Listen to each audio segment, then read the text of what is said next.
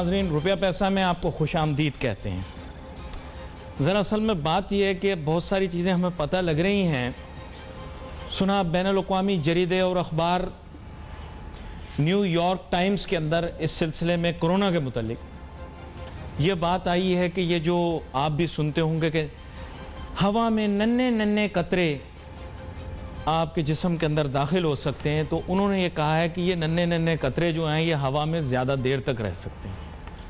इसीलिए मैं भी कोशिश करता हूँ कि जितनी देर ये मुंह पर नकाब डाला जा सके, नकाब ही कहेंगे ना इसको, जो पहनना पड़ता है मुंह पर, जितनी देर डाला जा सके उतना ज़्यादा अच्छा है, ताकि ये नन्हे नन्हे कतरे आपके जिस्म में दाखिल ना हो। लेकिन मैं और एंकरों की तरह आपको देसी टोटके, ज़ुबैदा आपा तो हयात नहीं रही, लेकिन ज़ुबैदा आपा जैसे जो टोटके होते थे वो नहीं दूंगा, बल्कि मैं आपको मईशत के मुतालिक ज़्यादा बताऊंगा। यहाँ पर मुझे एक छोटी सी ब्रेक लेनी है, ब्रेक की जानिब वापस आते हैं, फिर उसके बाद अपनी गुफ्तगू जारी रखें। Let's take a short break.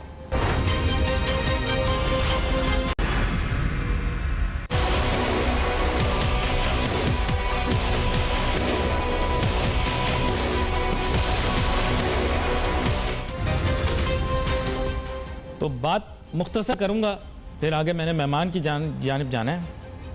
बात कुछ ऐसी है कि तहकीक ने यह बताया कि ये हवा में मुअल्लक रहते हैं, इसका कोई तोड़ नहीं। ये वो एक एंकर आए, उन्होंने बोला पता नहीं अदरक या लहसुन ले लो तो वो जो है वो ठीक हो जाती है तबीयत और ये सब। तो लेट्स बी वेरी प्रैक्टिकल कि now new research is coming in. खैर, बात यहीं तक मुख्तसर रखते हैं। अल्लाह आपकी, मेरी, हम सब की हिफाजत फरमाए और इस मुश्किल से हम जल्दी बाहर निकलें। आमीन कहें, आमीन। चलें, आमीन। आगे बढ़ते हैं। मेरे साथ आज बहुत ही अहम मेहमान शामिल गुफ्तगू हैं। जनाब मोहम्मद ज़ुबैर साहब, साबिक गवर्नर सिंध भी रहे हैं, साबिक वज़ीर मुमलिकत बराए निजकारी भी रहे हैं, BOI के चेयरमैन भी रहे हैं। मैं इसलिए थोड़ा लंबा तारुफ बता रहा हूँ ताकि आपको अंदाज़ा हो जाए कि इनकी मईशत के ऊपर बड़ी गिरफ्त है और इन तमाम शोबों के मुतालिक मैं आज इनसे बात करना चाहूँगा। तो सर, वेलकम करूँगा आपको शो में। बहुत बहुत शुक्रिया जी, always pleasure to come in your show. Zubair साहब, I will be extra cautious as you are aware that the current government is particularly not very accepting of criticism. तो आई होप यू अंडरस्टैंड कि मैं वैसे तो बड़ा सख्त मिजाज हूँ, लेकिन मेरी नर्म मिजाजी की वजह क्या बन रही है आप समझ जाइएगा। मैं चाहता हूँ कि मेरी आवाज़ नाजरीन तक पहुँचती रहे, ऐसा ना हो कि मेरी बातों की वजह से कहीं कोई मसला हो जाए। आगे आप समझ तो गए होंगे हालात को जानते हुए। अच्छा मोहम्मद ज़ुबैर साहब, अब मैं आपकी जानिब आता हूँ, बात सीधी आपके सामने रखता हूँ। बात यह कि माजी के अंदर आप लोगों के ऊपर इल्ज़ामात लगे, मैंने भी आप लोगों के साथ बड़ा जिरा किया, बड़ी तनकीद की, बड़ी सख्त बातें की। जब बात आई निजकारी की तो आप पर उंगलियां उठी। आजकल आप देख रहे हैं क्या हो रहा है। माफिया, और आप लोगों को माफिया कहा गया, बल्कि नून लीग की जो हुक्मरान जमात की जो क़यादत है उसको माफिया कहा गया, पूरे टब्बर को चोर कहा गया, क्या क्या बातें की गई। फिर नित नए स्कैंडल बने भी, कुछ थे भी, कुछ I don't know, you would be able to better defend.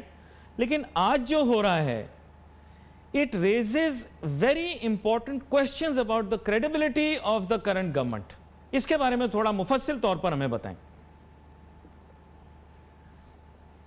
मेरा ख्याल है ये जो the talk help is the most important, जो सबको इसकी डीप एनालिसिस करने की जरूरत है, क्योंकि ये आगे जाने से पहले आइंदा हफ्तों, महीनों, सालों की जो हमारी जो तरक्की या ना तरक्की होने के जो भी डिपेंडेंसी होगी, वो इस बात पर होगी जब हम एक एनालाइज कर सकें कि ये मौजूदा जो हुकूमत है, इसकी जो फैसला साजी का प्रोसेस है और क्यों एक के बाद दूसरा क्राइसिस आता है।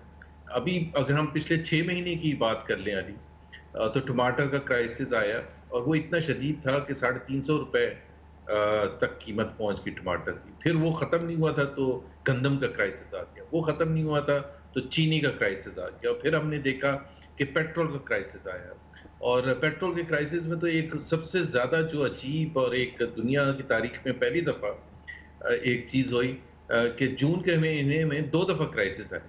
एक दफा क्राइसिस आया जब कीमतें कम हुई जी, और एक दफा क्राइसिस आया जब कीमतें ज्यादा हुई। ज्यादा होने पर तो रिएक्शन भी होता है, अवाम का एक नेचुरल रिएक्शन होता है कि क्यों कीमतें ज्यादा हो गई हैं, और हुकूमत के लिए मुश्किल होता है एक इस किस्म का फैसला। अब ये पहली दफा हुआ कि एक ही महीने में पहली दफा कीमतें कम होने पर शदीद क्राइसिस आ गई, और तमाम फैसला साजी जो थी उसके मुतालिक सवाल उठने लगे कि जी मार्च में जब तेल की कीमतें इंटरनेशनल मार्केट में डेकेड्स के बाद इतनी कम तरीन सतह पर गई, और जब सप्लाई कंस्ट्रेंट अगर किसी प्रोडक्ट का नहीं था तो वो पेट्रोल था, क्योंकि एक तो वो रशिया और सऊदी अरेबिया की टग ऑफ वॉर की वजह से प्रोडक्शन जारी रही, और दूसरा कोरोना की वजह से डिमांड बिल्कुल गिर गई थी।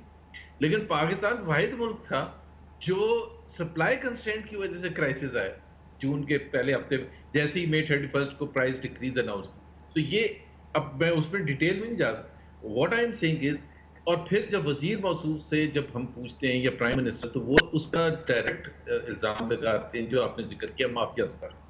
अब माफियाज तो मेरा ख्याल है कोई ऐसा मुल्क नहीं है जिस तरह से माफियाज की डिस्क्रिप्शन की जाती है कि वो लोग या वो इदारे जो कि मुल्क में किसी भी चीज के सिलसिले में, चाहे वो गंदम हो, चीनी हो, जो भी है, उससे फायदा उठाने की कोशिश नहीं करेंगे। कोई मुल्क ऐसा नहीं है जहां जो ओनर्स हों या मालकान हों या मेन प्रोडक्शन हाउसेस हो वो अपनी प्रॉफिट को मैक्सिमाइज ना करें। अब ये किसका काम होता है? हुकूमत का काम होता है टू इंश्योर सप्लाई डिमांड, ये एक बेसिक असूल है। लेकिन जब तक आप डिमांड सप्लाई को इंश्योर नहीं करेंगे, और उसके लिए जो एक इदारा है ECC, economic coordination of the committee, वो हर महीने हर जो मेन आपका अशिया है, चाहे वो गंदम है, चीनी है, फर्टिलाइजर है, सीमेंट है, उसकी जो स्टॉक पोजीशन देखता है, अगले 3-4 महीने की प्रोडक्शन देखता है, उसके डिमांड देखता है, और जो भी अगर लोकल प्रोडक्शन है या जो भी है उसको देखता है, और 3-4 महीने के बाद का एक आउटलुक होता है, और उसके बेसिस पर इंपोर्ट या एक्सपोर्ट के फैसले किए जाते हैं उस 3-4 महीने पहले। अच्छा, ये तो सर एडमिनिस्ट्रेटिव बात कर रहे हैं ना आप। Is there any mal intent? देखिए, मैल इंटेंट है या नहीं है ये बताएं आप। Was there a mal intent? Was there से कंट्रोल करना? जी जी, मैं ये कह रहा हूं मैल इंटेंट था, इंटेंशनल इंटरेस्ट किसी का था जो कि प्रोटेक्ट किया जा रहा था, कोई कॉन्फ्लिक्ट ऑफ इंटरेस्ट था, कोई गवर्नमेंट के अंदर बैठा हुआ इससे बेनिफिशियरी था। मतलब that's also important for us ना, क्योंकि हमें तो सिर्फ करप्शन का ही बताया है, सिर्फ कि दुनिया में सिर्फ करप्शन होती है और कुछ नहीं होता। That is extremely important. तो दो पहलू हैं, एक तो ये है कि फैसला साजी क्या आपने सही की या गलत की। ये उन लोगों के लिए मैं कह रहा हूं जिन लोगों का कोई कॉन्फ्लिक्ट ऑफ इंटरेस्ट नहीं है, पहली चीज तो ये है जी। अब दूसरा एस्पेक्ट आता है कि जिनका कॉन्फ्लिक्ट ऑफ इंटरेस्ट है वो तो चाहेंगे कि फैसला साजी ऐसी हो जिससे उनको फायदा हो, क्योंकि कॉन्फ्लिक्ट है उनका। मिसाल के तौर पर चीनी के कारोबार में खुसरो बख्तियार का भी इंटरेस्ट है, जहांगीर तरीन का भी था, और जहांगीर तरीन जाहिर है फेवरेबल बुक में थे, एक जमाने में बहुत ज्यादा क्लोज थे प्राइम मिनिस्टर से, काबीना की मीटिंग तक अटेंड नहीं तो आपका कहने का मतलब है कि अभी नहीं है?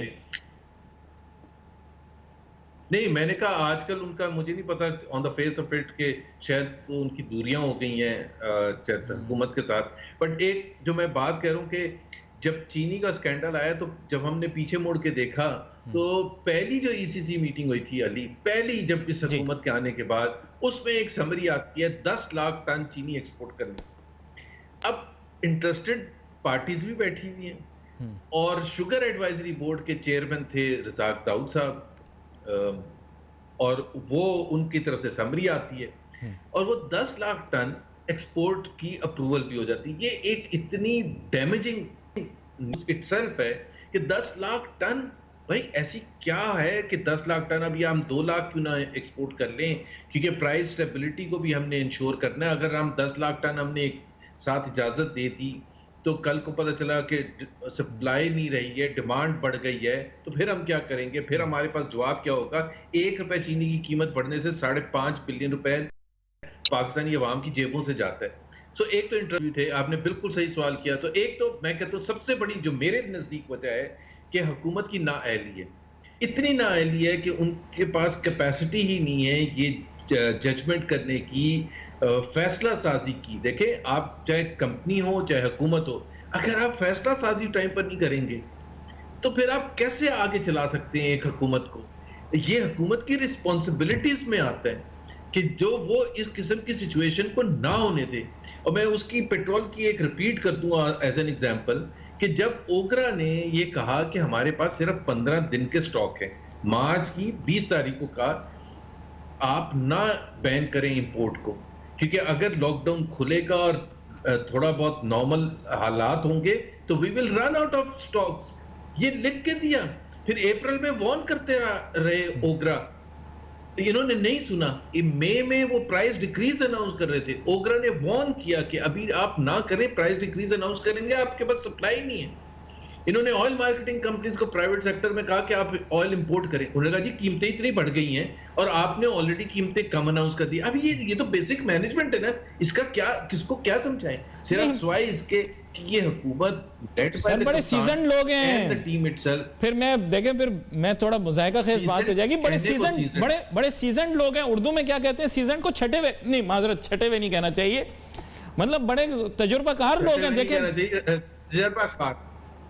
लेकिन मैं आपको एक एग्जांपल देता हूं। जी जी, देखिए, आप जो भी इल्जामात लगा लें पिछली हुकूमतों पर, और कुछ जस्टिफाई होते हैं, कुछ जस्टिफाई नहीं होते, कुछ में पॉलिटिक्स होती है ज्यादातर में, बट आप जिस तरह आप एक उमर अयूब साहब को ले लें, एक मिनिस्टर पेट्रोलियम को, और वो रिपीटेडली पिछले 1 साल में क्या कहते रहे सर्कुलर डेट के हवाले से कि इस जून में सर्कुलर डेट 2020 तक 100 बिलियन रह जाएगा। है कितना भी? 2100 बिलियन। तो बहुत आप मुझे ये उनसे, अच्छा ये फरवरी में भी कहते रहे, मार्च में भी कहते रहे 2020 में। अभी आप मुझे ये बताएं कि ये इसमें तो किसी और का कसूर नहीं है ना किसी और इदारे का कसूर है, ना पिछली हुकूमतों का कसूर है, ना मोदी साहब का कसूर है। Squarely on the people who are involved in the decision making process. समझ बूझ ही नहीं है। आपने कोरोना की बात की थी, मैं कोरोना के हवाले से ही सिर्फ प्लानिंग का बता देता हूं। आपको याद है मिड जून में असद उमर ने ये कहा कि जुलाई के एंड में 12 लाख हो जाएंगे। मैंने उसके दूसरे दिन टीवी पर बैठ के कहा था ये सिर्फ पॉलिटिक्स है, क्योंकि जब होंगे 3.5 लाख 4 लाख, ये मैंने उस दिन कहा था, आज से 3 हफ्ते पहले मैंने कहा था कि ये जिस दिन 3.5 लाख 4 लाख होंगे जुलाई के एंड में, तो ये कहेंगे देखें हमने कितना बड़ा तीर मारा, क्योंकि वो the numbers never justified, it did not make mathematical sense. We will try to make sense out of these things, but I have to take a short break. Break के बाद वापस आते हैं, आपको जारी रखेंगे. Let's take a short break.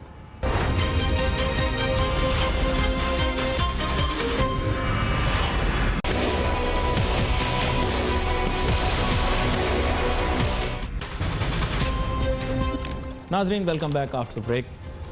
Break पे जाने से पहले हमारी साबिक गवर्नर मोहम्मद ज़ुबैर साहब से बात हो रही और अभी भी वो गुफ्तगू जारी रहेगी हमारी। मैं ये कह रहा था कि ये रोज़ हम सुन रहे हैं नई नई बातों का, नए नए माफियाज, सो कॉल्ड स्कैंडल्स, तो ये दुरुस्त नहीं है। इसमें ज़ाहिर बात है मोहम्मद ज़ुबैर साहब ने हाईलाइट किया नाअहली को भी।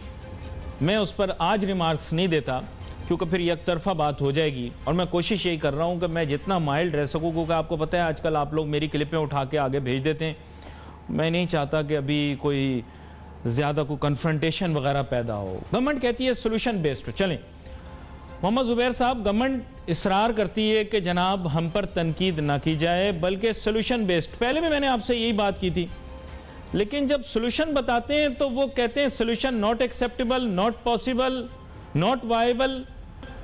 तो फिर आप मुझे बताएं, फिर हम करें क्या? मीडिया फिर क्या करे? सोल्यूशन बताएं तो not possible, not viable, not practical.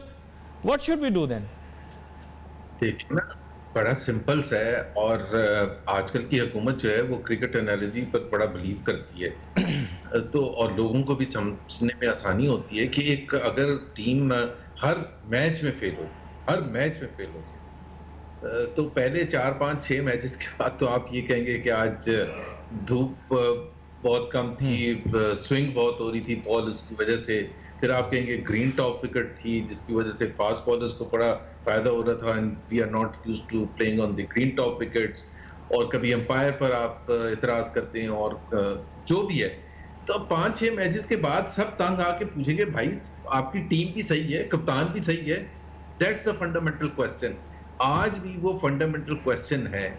और क्या आपको टॉस जीत के बैटिंग करनी चाहिए थी, फील्डिंग करनी चाहिए थी? ये तमाम चीजें क्रिकेट में अहमियत की हामिल होती है ना।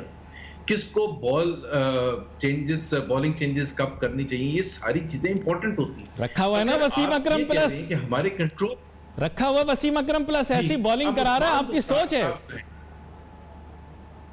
सोच है। अब मैं आपको एक एग्जांपल देता हूं। देखा ना, एक आजकल चाहे वो मैनेजर हो सीनियर पोजीशन पर किसी कंपनी में, और खास तौर पर हुकूमती इदारे में हो या चीफ एग्जीक्यूटिव हो ऑफ द लार्जेस्ट प्रोविंस, उसकी क्या बेसिक रिक्वायरमेंट्स होंगी? एक तो उसके पास कुछ अच्छा तजर्बा होना चाहिए मैनेजमेंट का, दूसरा उसके पास होना चाहिए कम्युनिकेशन स्किल्स बड़ी अच्छी होनी चाहिए, उसकी अंडरस्टैंडिंग बड़ी अच्छी होनी चाहिए, political insight, historical insight, financial economic insight होनी चाहिए। तब जाके वो एक अच्छा इफेक्टिव चीफ एग्जीक्यूटिव बनेगा। मोहम्मद जुबैर साहब, बंदा बीबा होना चाहिए और ते गल मननी चाहिए उन्होंने, बस ये दो शराइत तो पूरी करता है ना। बीबा नहीं, देखिए बीबा कहां से, देखे ना, जब एक सबसे ज्यादा इंपॉर्टेंट चीज है जो मैं आपके नाज़रीन के लिए, आप कोई कंपनी उठा लें, उसमें असल चीज होती है आप फैसले कैसे करते हैं, क्या प्रोसेस है, क्या। पीआईए के पायलट्स का मैं एग्जांपल दे दूं आपको अगेन। देखें, जब वजीर मौसूफ ने आगे पार्लियामेंट में ये तकरीर की और कहा कि हमारे इतने जो जाली लाइसेंसेस हैं या जो भी हैं, और उसको वो उस चीज पर इसरार करते कि उन्होंने सही काम किया, क्योंकि लोगों को बताने की जरूरत थी, चाहे उसका जो भी था। मेरा क्वेश्चन ये है कि क्या उन्होंने ये सब एनालिसिस करके तकरीर की थी कि इसकी डाउनसाइड ये है, इसके रिपरकशंस ये हैं? क्या इतने सीरियस डाउनसाइड के बावजूद वो और उनके वजीर आजम ने फिर भी एग्री किया? देखिए ना, कंपनी होती है, उसमें फैसले जब करते हैं तो एक अपसाइड होती है। नहीं, I ask you even more interesting question. You remember कि during your tenure as a minister for privatization, इन्होंने आपको बड़ा एक्यूज किया कि जनाब पीआईए बेच रहा है, ये बेच दिया, पीआईए को बेच दिया, गई पीआईए। तो I ask you even more interesting and a broader question कि आपने पहले हाईलाइट कर दिया था कि गवर्नमेंट का बिजनेस नहीं है बिजनेस रन करना। Am I correct? देखिए ना, एक तो गवर्नमेंट का बिजनेस नहीं है बिजनेस रन करना। मैं जो जिस चीज पर अली ये कह रहा था ना आपको, कि आप जो भी फैसला करते हैं, ऐसा तो नहीं हो सकता कि कंपनी का चीफ एग्जीक्यूटिव या कंट्री का एक मिनिस्टर जाके एक पहले तकरीर कर दे और उसकी जो प्रोफेशनल वर्किंग है, जिसमें वो तमाम एस्पेक्ट्स देखे कि इसकी अपसाइड क्या होगी शॉर्ट टर्म में, मीडियम टर्म में, लॉन्ग टर्म में, वजीर आजम का उसमें कंसेंसस ले कि जी ये हम कहने जा रहे हैं, क्या आप एग्री है? मुझे अगर ये दिखा देना कि ये फैसला, ये अनाउंसमेंट से पहले इन्होंने ये फैसला साजी के ये तमाम मराइल किए थे, तो मैं इनके साथ हूं, बावजूद इसके कि मेरा डिसएग्रीमेंट है कि इस तरह से अनाउंस करना चाहिए था। But at least I would be very impressed कि इस हुकूमत में फैसला साजी करने का तमाम प्रोफेशनल तरीकेकार मौजूद है। अब वो क्यों नहीं होता? क्योंकि एक्सपीरियंस नहीं है। एक मतलब except for 1 or 2 cabinet ministers, किसी में एफबीआर चेयरमैन के हवाले से मैं आपको बताऊं जी, जुल्फी बुखारी साहब अभी एक इंटरव्यू में इतवार के दिन शहजाद इकबाल को ये बता रहे थे कि हमने फैसला, I think I lost you 30th आ रहा था फॉर अ मोमेंट, आप जरा दोबारा से रिपीट कर दीजिएगा। I lost you for a moment. जी, मैं ये कह रहा एग्जांपल दे रहा था एफबीआर चेयरपर्सन के हवाले से जी। जुल्फी बुखारी साहब एक इंटरव्यू में बता रहे थे कि हमने लास्ट 2 महीने ऑफ द फिस्कल ईयर फैसला कर लिया था कि चेयरपर्सन को तब्दील करना है, लेकिन वो टाइम मौजूद नहीं था, and it makes lot of sense. तो अगर आपने 2 महीने पहले फैसला कर लिया था अप्रैल के एंड में कि ये present chairperson is not appropriate और इनको चेंज करना है, तो फिर आपने परमानेंट चेंज क्यों नहीं लेके आए? जब आपने नई अनाउंसमेंट की तो उसको भी कहा कि ये 3 महीने के लिए। दैट मींस आपने कोई वर्किंग नहीं की हुई, स्पर ऑफ द मूवमेंट पर आप फैसला करते हैं कि जी अब इस तरह से, अब ये एक सही लेजिटिमेट क्वेश्चन बनता है या नहीं बनता? बिल्कुल लेजिटिमेट क्वेश्चन बनता है, लेकिन चेयरमैन को अपॉइंट किया, लेकिन इससे ज्यादा लेजिटिमेट क्वेश्चन ये है कि फिर ये चॉइसेस कौन लेता है? बिकॉज यू सी, ये बहुत एक अहम आजकल मसला बना हुआ है कि who is making the choices, क्योंकि the person who has to make the choice usually says कि जी मैंने तो पता ही कुछ नहीं, मुझे तो बताया किसी ने नहीं, तो what's going on, who is making the choices? मुझे तो पता है कि, लेकिन ये इसमें अली, ये एक हार्वर्ड बिजनेस स्कूल में पीटीआई का एक केस स्टडी है, apart from the lighter side of it, कि how are they able to sell the dream and to the most educated people. जब उन्होंने कहा कि हम 1 से 2 साल में 8,000 बिलियन कर देंगे अपना टैक्स रेवेन्यू, तो दैट वाज बॉट। उसका तरीकेकार क्या होगा? तरीकेकार ये होगा कि खान पड़ा शरीफ आदमी है, सारे लाइनें लगा के खड़े हो जाएंगे। अभी ये कितना मासूमाना है, इसमें कोई प्रोफेशनलिज्म थी? $10 बिलियन की मनी लॉन्ड्रिंग होती है, $10 बिलियन मनी लॉन्ड्रिंग नहीं होगी क्योंकि करप्ट नहीं होंगे, तो हमारे फॉरेन एक्सचेंज रिजर्व्स में $10 बिलियन एनुअली आने शुरू हो जाएंगे। The flip side is when Harvard will study this, they'll see कि when you build a castle in the sky, everyone is willing to buy it. इस वजह से लोगों ने खरीद लिया, क्योंकि जब लोगों ने कहा कि जनाब हमें इतना ज्यादा कुछ मिल सकता है, तो फिर लोगों ने एग्री कर लिया। यहां पर एक छोटी सी ब्रेक लेते हैं, ब्रेक के बाद वापस आते हैं, फिर हम इस पर गुफ्तगू करेंगे। ये बड़ा अहम नुक्ता उठाया है जुबैर साहब ने। Let's take a short break.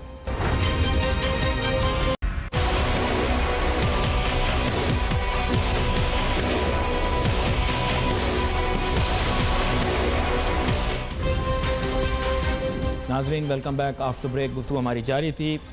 Mohammad Zubair साहब नून लीग के रहनुमा ब्रेक पे जाने से पहले कहने लगे कि अब बैनुल अक़वामी तौर पर मशहूर यूनिवर्सिटी, उसको तहकीक करनी चाहिए कि कैसे पढ़ी लिखी आवाम जो है उन्होंने ये बातें मान ली। तो मैं मोहम्मद ज़ुबैर साहब आपके सामने बात रखता हूँ। वजह ये थी कि हमें ये बताया गया कि हम एक ग़ुलाम कौम हैं, हम IMF की बात सुनकर अपनी माशी पॉलिसी बनाते हैं। जब पाकिस्तान तहरीक-ए-इंसाफ हुकूमत में आएगी तो IMF से आज़ाद बजट तैयार होगा, ये बात हमें बताई गई। इसलिए हम मानूस हुए, इनकी जानिब गए। दूसरी बात, इन्होंने कहा कि साहब करप्शन बहुत हुई है माजी में। मैं दो तीन नुक्ते आपको बता रहा हूँ, बाकी आप जवाब दीजिएगा। इन्होंने कहा माजी की हुकूमतें बेइंतहा करप्ट रही हैं। तखमीना लगाकर $500 अरब तक की बात की गई, फिर बात $200 अरब तक आ गई। कहा यह करप्शन करके मुल्क की दौलत बाहर ले गए, मैं वापस ले आऊँगा या हम वापस ले आएंगे और मसला हल कर देंगे। तीसरा ये कि हम साफ शफाफ हुकूमत लेकर आएंगे, और यही अपने नारे में भी शामिल किया, अपने गीत में भी शामिल किया, और ईमानदाराना तरीके से मुल्क को चलाएंगे। और चौथा सबसे अहम, जो कि सबसे ज़्यादा लोगों के हार्ट्स को टच किया, वो ये है कि हमें मदीना की रियासत के मुतालिक बताया गया कि मदीना की रियासत की तर्ज पर, ये वो तो नहीं कायम कर सकते नाउजुबिल्ला, लेकिन उसकी तर्ज पर कुछ करने की कोशिश करेंगे। सर दैट्स वाई हमने बात मानी। आप पूछ रहे हैं, कह रहे हैं हार्वर्ड आप आवाम का थोड़ा बहुत की तफरी ले रहे हैं, ये बातें थी सर, आपके सामने रखी है मैंने। जी देखें, एक तो ये है कि आम मासेस की तो मैं बात नहीं कर रहा, तो उनसे तो आप गिला भी नहीं कर सकते हैं। उनको एक ड्रीम बेचने का पैकेज दिया गया और बड़े इफेक्टिवली वो ड्रीम बेची गई। उसमें बहुत से दूसरे स्टेक होल्डर्स इन्वॉल्व थे, उन्होंने सपोर्ट किया, हेल्प किया एंड सो ऑन। बट जो सबसे हैरानकुन एस्पेक्ट था वो था ये जो बड़े बिजनेसेस थे या पढ़े लिखे लोग थे, द मोस्ट एजुकेटेड पीपल जो थे, वो चाहे बाहर पाकिस्तानी एक्सपैट्रिएट्स थे या यहाँ थे सीनियर पोजीशन पर, दे बॉट दैट ड्रीम। और वो उनकी लॉजिक बड़ी अजीब सी होती थी। मतलब सबसे बड़ी हैरानकुन बात यह है कि एक तो आपको बिल्कुल जिस तरह आपने कहा ना, करप्शन का एक यार्डस्टिक क्या था, मैं आपको बता दूं, क्योंकि हम तो थोड़ा सा ज्यादा उसको अच्छे तरीके अंदाज से देख सकते हैं। जब हम पूछते थे कि आपको ये करप्शन का कैसे, एक नैब के चेयरमैन होते थे फसी बुखारी साहब, उन्होंने कहा कि पाकिस्तान में हर रोज 12 अरब रुपए की करप्शन होती है, और उनकी लॉजिक भी थी, उन्होंने मैथमेटिकली उसको डिफाइन किया। उन्होंने कहा पाकिस्तान का टैक्स टू GDP पता नहीं उस वक्त शायद 10% था, 10% है, इंडिया का 18% है। ओनली अगर हम इंडिया के बराबर पहुंच जाए, जो 8% का गैप है, that translates into whatever amount divided by 360, 12 billion per day. तो मैंने ये कहा कि, और ये मैंने असद उमर से कन्फ्रंट करके कहा था कि आप तो खुद मान रहे हैं कि आपकी हुकूमत में आते ही करप्शन पहले 4 साल में होती रहेगी, बल्कि 5वें साल के हैं, बिकॉज आप टैक्स टू जीडीपी अपने 5th ईयर के एंड में 15% कह रहे हैं, और हर साल आप 1% ऊपर लेके जाएंगे, तो हर साल 1% ऊपर, तो वो जो 18% -11% होगा, तो वो अब करप्शन होगी आपके अंडर। इस किस्म की अहमकाना बातें थी। या जिस तरह 50 लाख घर थे, मैं 50 लाख के घर का मजाक उस तरह से नहीं उड़ा रहा, मैं सिर्फ कह रहा हूं for the concept itself it was unachievable. छत किसी और की, जमीन किसी और की। मुझे एक दुनिया में फाइनेंशियल इंस्टीट्यूशन बता दें जिसके ऊपर आप वजीर आजम साहब नेशनल बैंक के हेड पर भी पिस्टल रख के कहेंगे ना हम फाइनेंस करें एक घर की, तो वो नहीं करेंगे एक घर की। और यहां ये 50 लाख कमिट करके बैठ गए थे।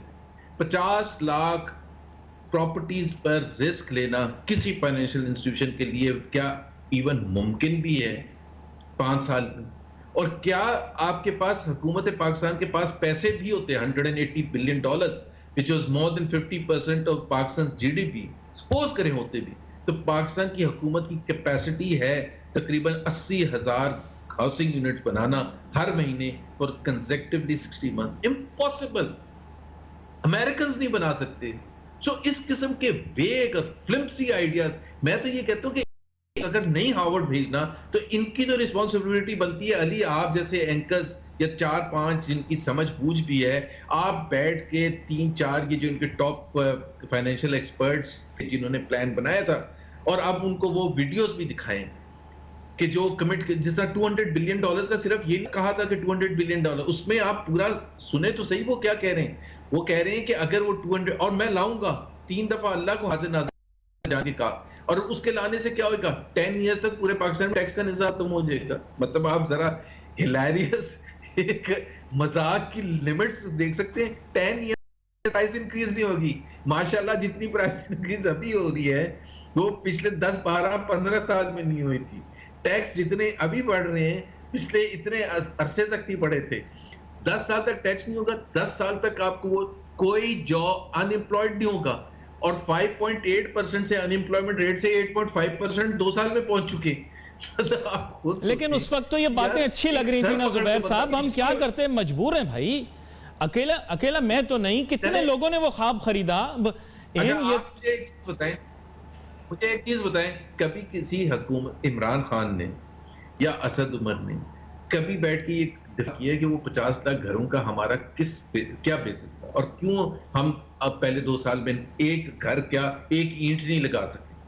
यार जो हुकूमत 5 साल, फाकी हुकूमत भी अब है 2 साल से, सूबाई हुकूमत 7 साल से है, 5 साल पहले जो प्रोजेक्ट बीआरटी शावर का, जो एक प्रोजेक्ट ना कंप्लीट कर सके, वो मुल्क कैसे चला सकता है? हर रोज हम ताना देते हैं, हर रोज हम मजाक उड़ाते हैं। मैं अगर हुकूमत में हूं, मैं कहूं इमरान खान साहब सब छोड़ें, ये बैठे हमें रोज ताने मिलते हैं, लोग मजाक उड़ा रहे हैं कि भाई अगर आप एक प्रोजेक्ट नहीं कंप्लीट कर सकते, सर बस नहीं, मैं और नहीं सुन सकता सर, बस आपने इतनी सारी बातें कर दी, अब मेरी कान नहीं सुन पा रहे। वो कहते हैं ना कि मैं I am unable to assimilate इतनी सारी इंफॉर्मेशन, इसके लिए मैं आपको दोबारा से तकलीफ दूंगा। देखिए मैं कोई अकले कुल नहीं हूं, ना कोई और है। मैं सिर्फ ये कहता हूं कि ये हमारा क्रिटिसिज्म है, आप जवाब देते हैं। मैं हुकूमत से दरखास्त करता हूं कि ये मैं उनसे कहता हूं कि आपसे आकर